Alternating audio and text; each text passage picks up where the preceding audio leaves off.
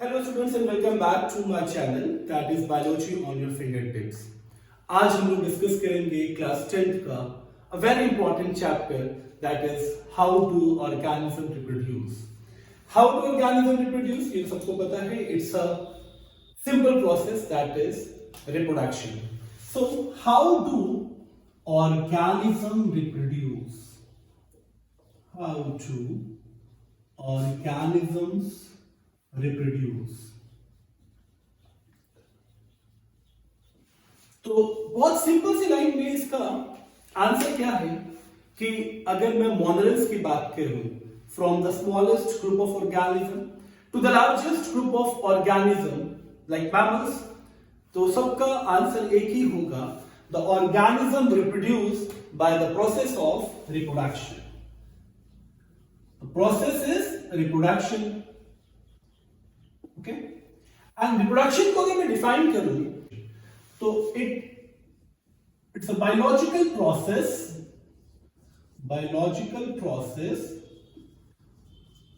which ensures the continuity of species generation after generation, or the process by which any living organism gives birth to their young ones.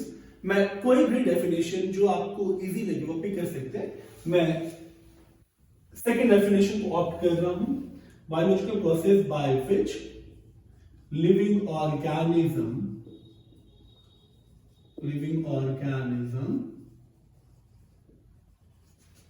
give rise to their young ones.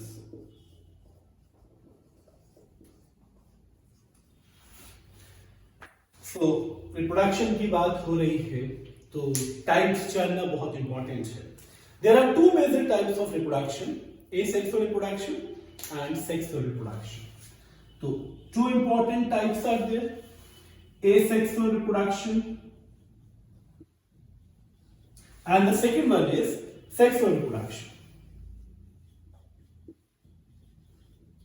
Sexual reproduction, अब क्या differences है asexual and sexual reproduction में, वो हम लोग discuss कर लेते हैं।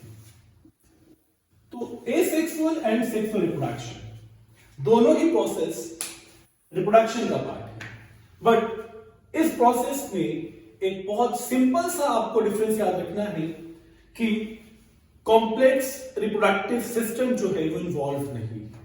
यानी सेक्सुअल रिप्रोडक्शन का मतलब साफ साफ समझ में आ रहा है कि ये रिप्रोडक्टिव सिस्टम के थ्रू होगा, यानी it's a part of higher organism and it's a part of lower group of organism. तो एसेक्सुअल रिप्रोडक्शन को बहुत सिंपली अगर मैं कहूं तो इसमें सेल डिवीजन भी मोड ऑफ रिप्रोडक्शन हो सकता है। फ्रेगमेंटेशन यानी बॉडी अगर ब्रेक हो जाए फ्रेगमेंट में, वो भी रिप्रोडक्शन हो सकता है।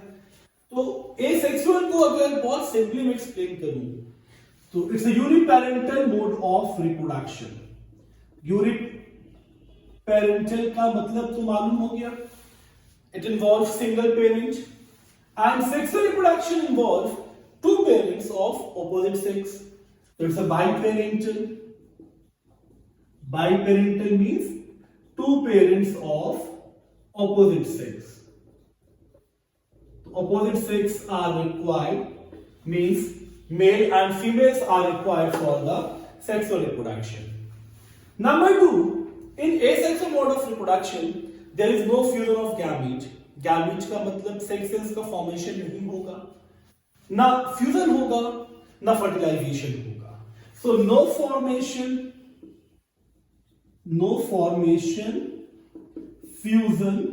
fusion means mixing of gamete, जब बनेगा ही नहीं तो mixing की बात ही नहीं करेंगे, and no fertilization takes place. And in sexual reproduction ये प्रोसेस होगा, it means formation of gametes भी होगा, formation of gametes।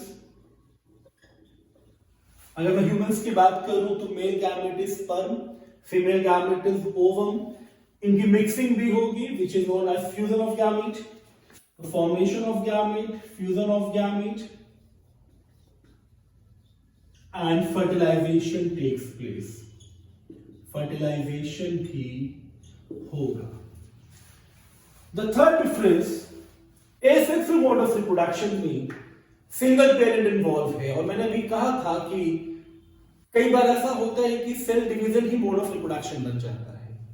तो it give rise to young ones which are similar और identical to the parent. It simply means इसमें offspring जो बनेंगे, offsprings refer to as clone, क्योंकि ये एग्जैक्ट रेप्लिका बनेंगे अपने पेरेंट्स की, तो offspring refer to as clones. Clones means exact replica of the parent's body. Okay?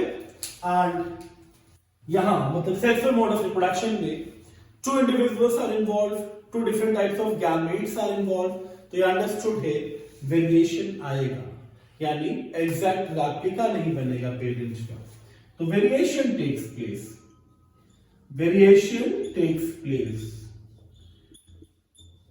And the fourth point जो बहुत सिंपल है कि एसेक्सुअल रिप्रोडक्शन में अगर क्लोन बन रहा है तो नई स्पीशीज के आने के चांसेस कम हो जाएंगे, तो it's less significant to evolution. Evolution का मतलब क्या है कि it's a slow process by which variation occurs and formation of new species takes place. यहां पे जब क्लोन बन रहा है तो सिग्निफिकेंस ऑफ एवोल्यूशन कम हो जाएगा, so it's a less significant to evolution,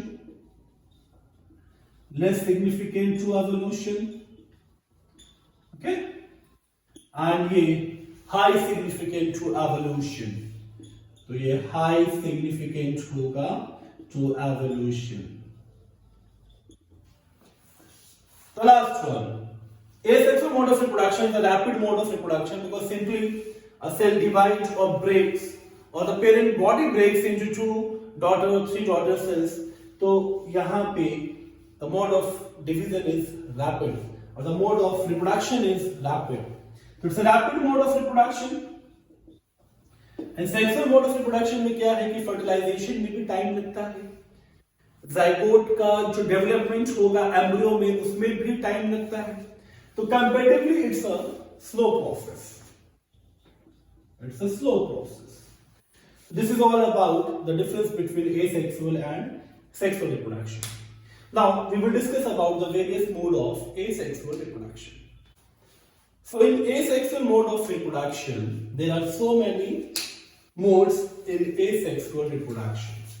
So let us discuss the first mode, asexual mode of reproduction. Asexual mode. And इसमें जो सबसे पहले हम लोग डिस्कस करेंगे, that process is known as fission.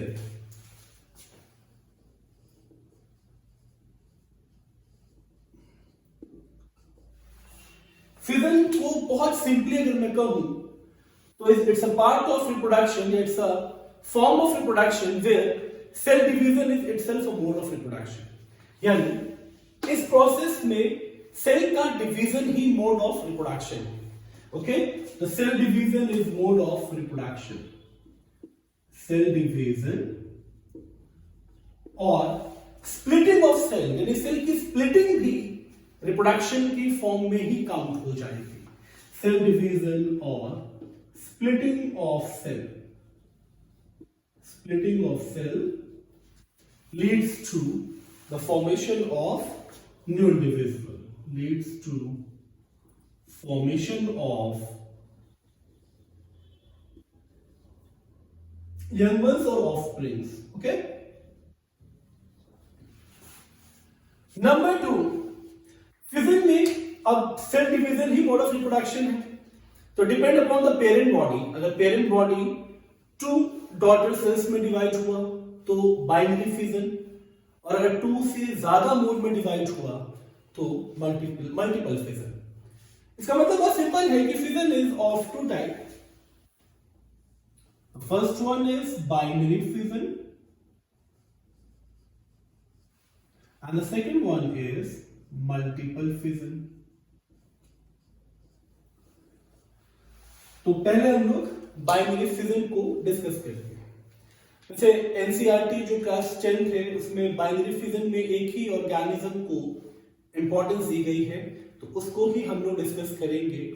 तो बाइनरी फिजन इन अमीबा। तो amoeba belong to kingdom protista, unicellular but with nucleus is there. Okay, तो बहुत सिंपली आपको मैं डायग्रामेटिक व्यू से समझाने की कोशिश करूंगा binary fission. Okay, this is the structure of amoeba along with the nucleus and cytoplasmic matrix and a vacuole is there. तो ये पेरेंट अमीबा, सिंगल पेरेंट ही इन्वॉल्व होगा asexual mode of reproduction में, तो ये parent amoeba. Okay, so due to the growth of cell, ये एक cell है, क्योंकि मैं ऑलरेडी बता चुका हूं protista is a single celled organism. तो जैसे ही ग्रोथ होगा न्यूक्लियस का इलोंगेशन हो जाएगा। तो न्यूक्लियस का इलोंगेशन होगा, तो न्यूक्लियस इस तरह से इलोंगेट हो जाएगा। साइटोप्लाज्मिक मैट्रिक्स भी एज इट इज परसिस्ट करेगा विद वैक्यूल। फाइनली क्या होगा, एक कंस्ट्रक्शन डेवलप होगा। जब कंस्ट्रक्शन डेवलप होगा,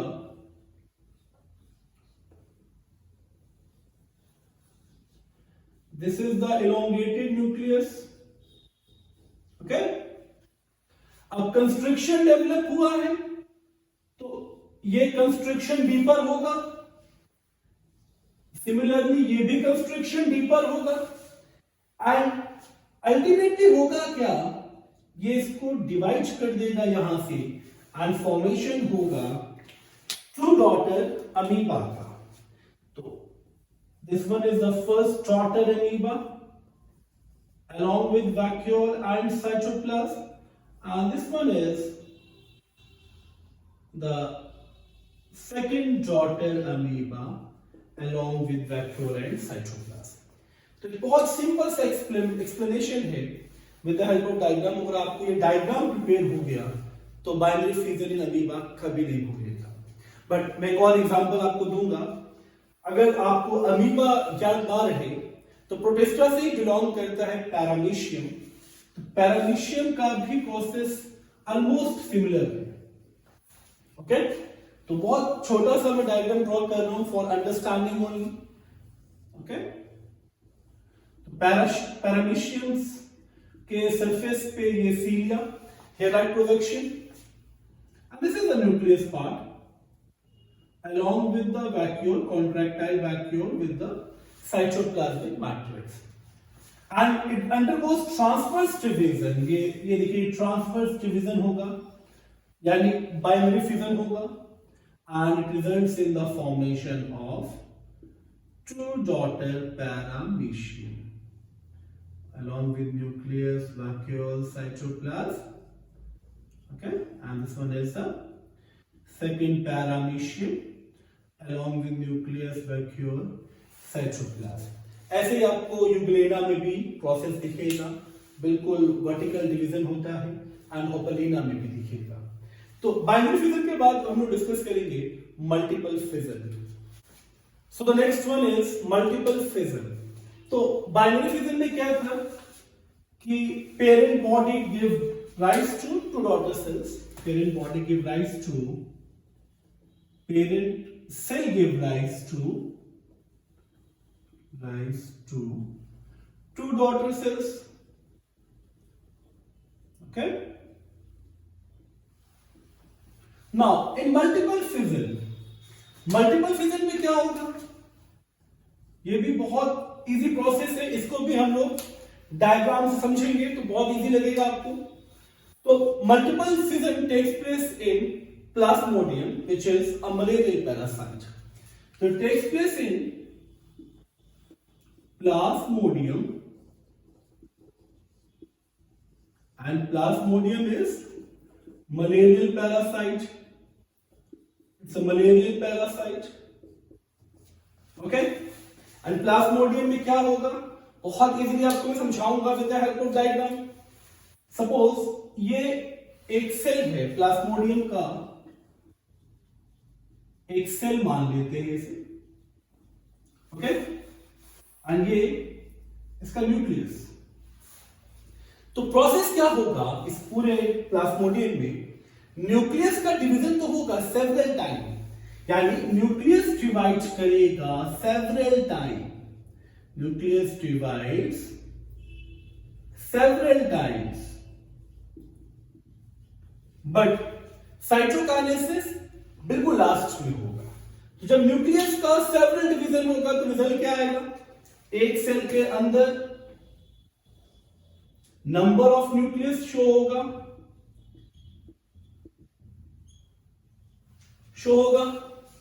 एंड फाइनली क्या होगा, ये मेम्ब्रेन रप्चर होगा, प्लाज्मोडियम का ये जो सेल मेम्ब्रेन है ये रप्चर होगा, और ये जो न्यूक्लियस है ये लिबरेट हो जाएंगे। ये देखिए न्यूक्लियस का लिबरेशन हो रहा है, और जैसे न्यूक्लियस का लिबरेशन होगा साइटोकाइनेसिस भी होगा, यानी साइटोप्लाज्म में सेल मेम्ब्रेन डिवाइड हो जाएगा।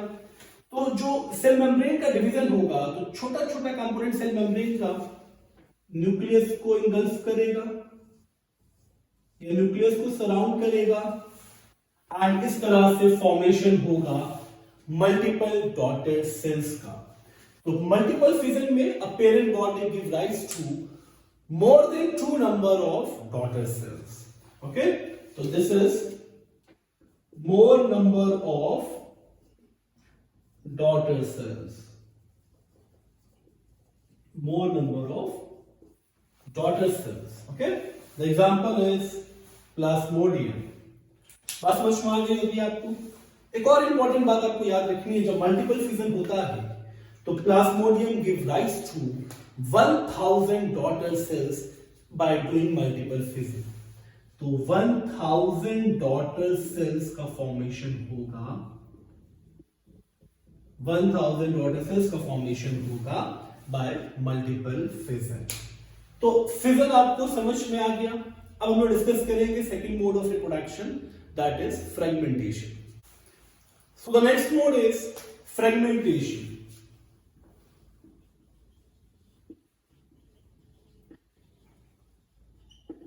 Fragmentation is a mode of reproduction, mode of asexual reproduction, in which the parent body breaks into number of fragments and each fragment develops into new individual. So parent body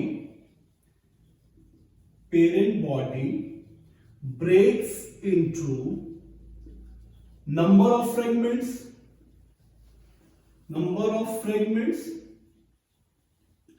either by wave action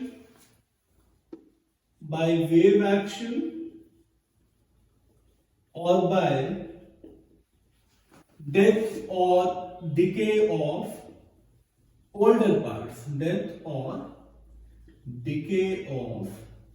older parts,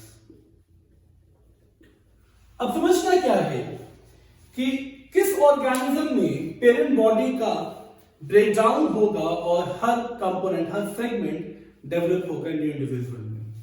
तो fragmentation में सबसे best example हम discuss करेंगे spirogyra.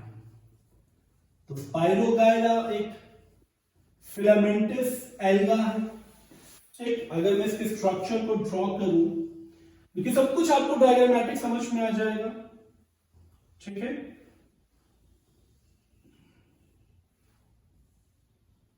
तो इसमें spiral chloroplast है, ये spiral chloroplast इसका, और ये nucleus, okay.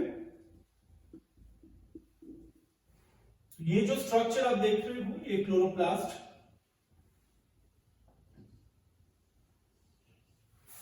Now, when the body of Spirogyra breaks by wave action या by velocity of wind or by water mainly, तो suppose it breaks into number of fragments, तो मैं 3 fragments draw करूंगा। So suppose this is the first fragment, this is second fragment, okay, and ये third fragment. अब होगा क्या, हर fragment में, यानी जो छोटा सा ये टुकड़ा है, ये रिपीटेड माइटोटिक डिवीजन करेगा और अपने लॉस्ट पार्ट को रिजनरेट कर लेगा। तो एक स्पाइरोगायरा से, देखिए एक स्पाइरोगायरा था, पेरेंट तो हमारे पास एक ही था, one spirogyra, and it gives rise to 3 daughter spirogyra। तो ये सिर्फ होगा by repeated mitotic division, by repeated mitotic division in the fragment. जो फ्रेगमेंट्स बने हैं उनमें माइटोटिक डिवीजन होगा, तो जो लॉस्ट पार्ट है वो रिकवर हो जाएगा। अब हम डिस्कस करेंगे the third mode of reproduction, regeneration. The third mode that is regeneration.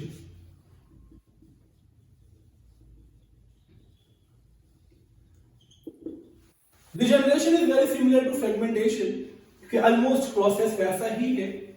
यहां पे भी हमें रीजनरेट करना है, मतलब लॉस्ट पार्ट को रीजनरेट करना है। तो it's a mode of asexual reproduction in which the lost part regenerates to give rise to their offsprings or the daughter cells। अब इसको भी हम डायग्राम से ही समझने की कोशिश करेंगे। बहुत सिंपल सा डायग्राम है, प्लानेरिया का। ओके,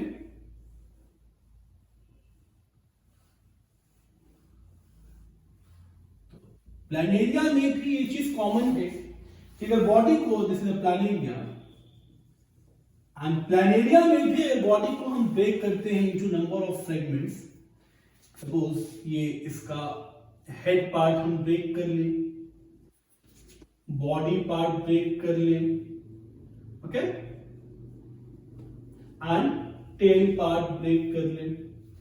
तो ये 3 जो कंपोनेंट्स ब्रेक हुए हैं, ये अपने लॉस्ट पार्ट को रिजनरेट कर लेगा। ओके, तो इससे भी न्यू प्लानेरिया डेवलप हो जाएगा। ओके, इससे भी न्यू प्लानेरिया डेवलप हो जाएगा।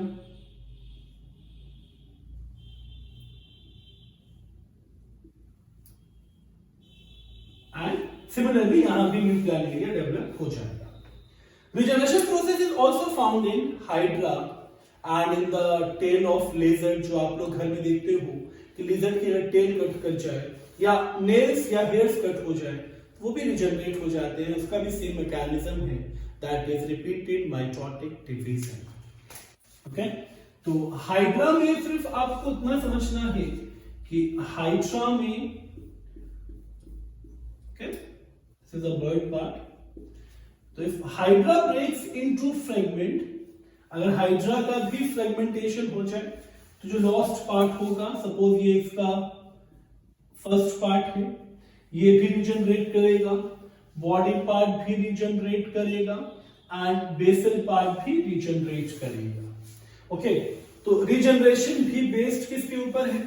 रिपीटेड माइटोटिक डिवीजन, क्योंकि माइटोसिस होगा तो न्यू सेल ऐड होंगे, तो repeated mitotic division। Now we will discuss the fourth part, that is spore formation।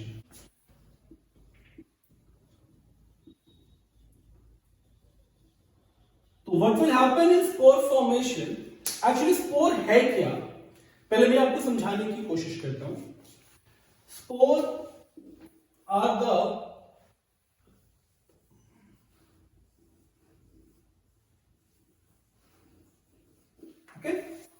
तो ये जो स्ट्रक्चर है मैं इसको बहुत इजीली आपको समझाऊंगा कि स्पोर फॉर्मेशन क्या है। स्पोर्स को actually single cell reproductive unit बोलते हैं, single cell reproductive unit, and which are formed inside the sporangia. तो ये जो स्ट्रक्चर आप देख रहे हो ये स्पोरेंजिया है, तो they are formed inside the sporangia.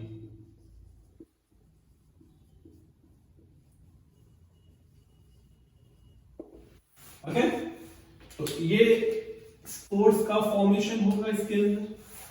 Sporangia के अंदर and all these are single cell reproductive unit. तो व्हेन स्पोर फॉल ऑन, ये सब स्पोर से, एंड स्पोर का एक ही कैरेक्टरिस्टिक है कि when they fall on suitable substratum means nutrient medium, suppose यहाँ पे कोई सुटेबल सबस्ट्रेटम है लाइक ब्रेड पीस है यहाँ पे राइजोपस, क्योंकि ब्रेड माउल्ट को ही ऑप्ट करता है फॉर द ग्रोथ। तो यहाँ पे अगर ये फॉल कर गया तो ये डेवलप हो जाएगा into a complete mould, into a complete fungus. तो Rhizopus is the example of spore formation. मैं रिपीट कर रहा हूं, spores are formed inside the sporangia. ये सैक लाइक स्ट्रक्चर है, सैक लाइक स्ट्रक्चर है, और जो आप डायग्राम देख रहे हो ये भी राइजोपस का ही डायग्राम है। तो ये spore under suitable condition will liberate from the sporangia, जैसे लिबरेट होगा एंड फॉल करेगा सुटेबल सबस्ट्रेटम पे, ये डेवलप हो जाएगा new individual. Now the fifth mode of asexual reproduction is budding. It's a very important part. So the fifth part is budding.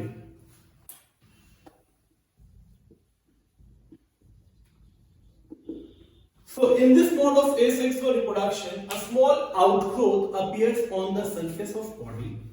A small outgrowth, मैं अभी show करूंगा इसको भी with the help of diagram. Small outgrowth appears on the surface of body, on the surface of body, and when detached, जब detach करेंगे इसको, when detached,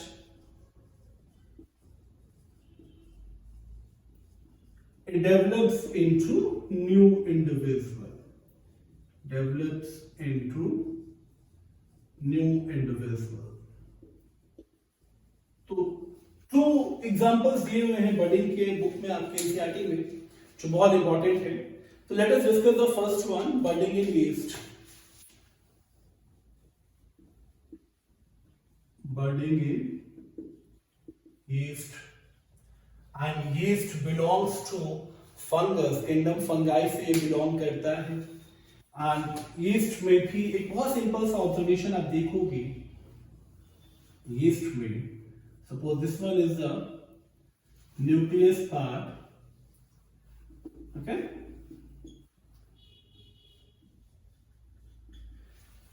सबसे important चीज की एक स्मॉल आउटग्रोथ यानी प्रोटूबरेंस डेवलप हो जाएगा on the surface of yeast, and in the very next stage nucleus का भी इलॉन्गेशन होगा। तो ये जो स्मॉल आउटग्रोथ अपीयर हुआ है सरफेस पे, इसमें न्यूक्लियस का भी इलॉन्गेशन हो गया।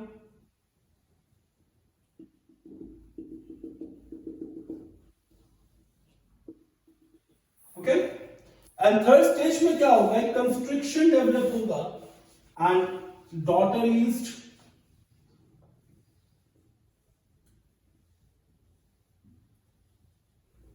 एंड द पेरेंट यीस्ट ये डिफर कर जाएगा।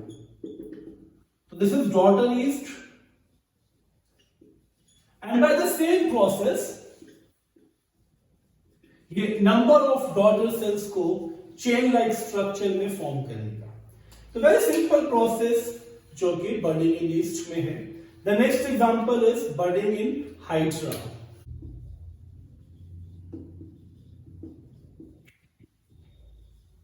तो हाइड्रा में भी आप देखो, जो सरफेस पे ये हाइड्रा का टेंटिकल्स है,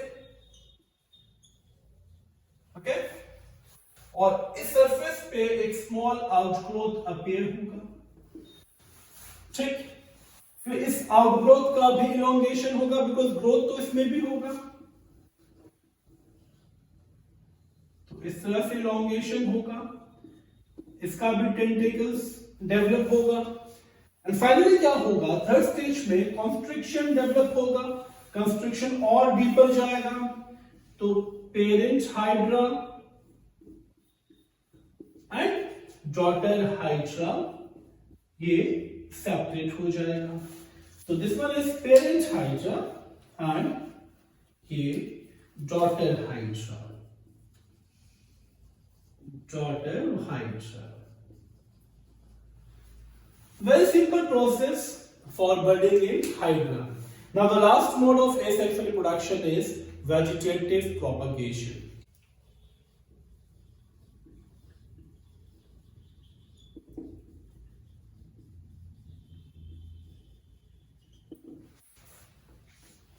Vegetative propagation means it's a mode of asexual reproduction where a small vegetative part, उस vegetative part में root भी हो सकता है, stem भी हो सकता है, and leaf भी हो सकता है. Okay? तो ये तीनों vegetative part से हो सकता है, मतलब root से भी हो सकता है, stem से भी हो सकता है, leaf से भी हो सकता है. तो जो part vegetative reproduction में involve होगा, उसे वेजिटेटिव प्रोपैग्यूल्स बोलते हैं, जो वेजिटेटिव प्रोपगेशन भी करता है. ओके, तो these are vegetative प्रोपैग्यूल्स.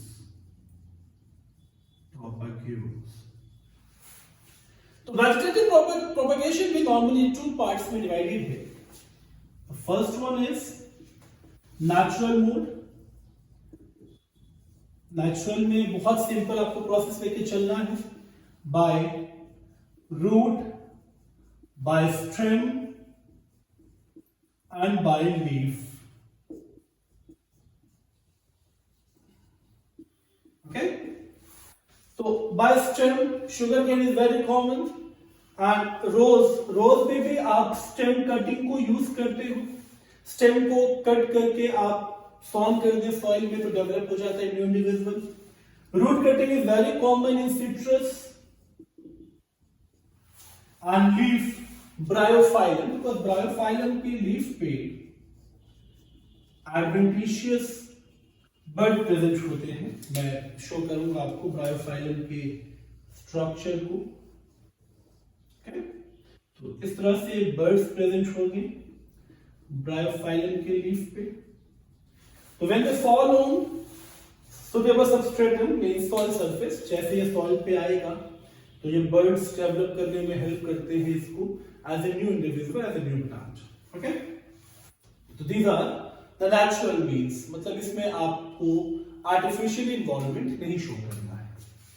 But by the artificial means, अगर आर्टिफिशियल की बात करें तो three methods are there: cutting, layering and grafting. So cutting is almost similar to the method which we have discussed in the natural method. Stem cutting, root cutting, these are very common for the generation of the new individual. So cutting में stem cutting and root cuttings are very common. यानी stem को artificially cut करके आप develop कर सकते हो new individual में, and root को भी आप cut करके develop कर सकते हो new individual में. Layering, the second mode. Layering थोड़ा सा अलग क्यों है कि इसमें रूट्स को इंड्यूस्ड किया जाता है स्टेम के ऊपर. अब देखिए इस प्रोसेस में करना क्या है. सपोज ये एक स्टेम का बार्क है. ओके, तो इस बार्क में एक नॉच बनाया जाएगा. ओके, फिर इसमें सॉइल सरफेस, मतलब सॉइल या प्लास्टर ऑफ पेरिस इसमें फिल किया जाएगा. सपोज ये POP है, प्लास्टर ऑफ पेरिस, एंड इसको वाटर से मॉइस्ट कर दिया जाएगा. फिर इसको कवर कर दिया जाएगा with a polythene bag to prevent the loss of water. And after some time the root induce, इस पे रूट आना स्टार्ट हो जाएगा. ओके, यहाँ रूट आना स्टार्ट हो जाएगा. फिर इसको डिटैच करके हम सॉइल सरफेस से प्लेस करेंगे तो डेवलप हो जाएगा into new individual. And the third one is grafting. Grafting में हमें कुछ करना नहीं है. ग्राफ्टिंग वो प्रोसेस है जिसको आर्ट ऑफ ज्वाइनिंग बोलते हैं. क्यों इसको आर्ट ऑफ ज्वाइनिंग बोलते हैं ये मैं आपको बहुत इजीली समझाऊंगा. एक्चुअली इसमें होता क्या है कि दो individual belonging to same species को हम कनेक्ट करते हैं. तो जो पोर्शन सॉइल में प्रेजेंट है इस पे एक वी शेप का नॉच हम बना लेंगे। इस पोर्शन को बोलते हैं स्टॉक। ओके, स्टॉक वो पोर्शन है जो रूटेड है। याद रखना आपको, stock is always rooted. Okay, और सिमिलर काइंड ऑफ नॉच हम बनाएंगे जो पोर्शन हमको ज्वाइन करना है।